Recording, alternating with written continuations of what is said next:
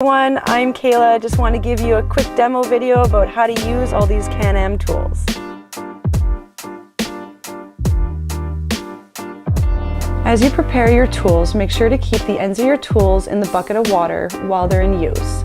This gives your tools the ability to function smoothly. First, begin to prep your wall by filling your tube with mud. I forcefully pull the shaft upwards to suck the mud up. Then I apply pressure to the handle as I walk to dispense the mud evenly against the wall.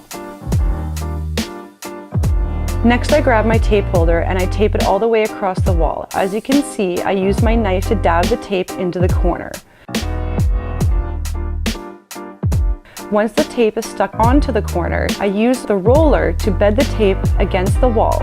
Make sure you put the roller in the middle of your tape in the center of the wall. Then you're going to push the roller against the tape and run it from side to side. This helps stretch out the tape and beds the tape against the wall and creates a smoother surface for your flusher.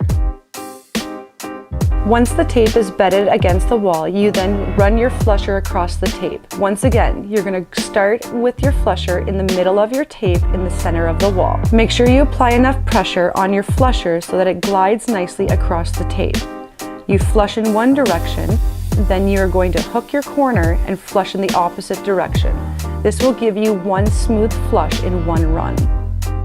As many of you may know, Canam has released the new Nicor line of flushers, and the biggest difference between the Nicor and the metal flushers is the pressure that is needed to be applied while flushing.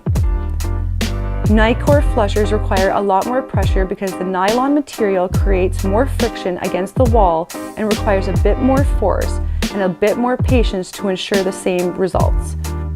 I hope this video helps you achieve the results you're looking for when using your semi-auto Canam tools.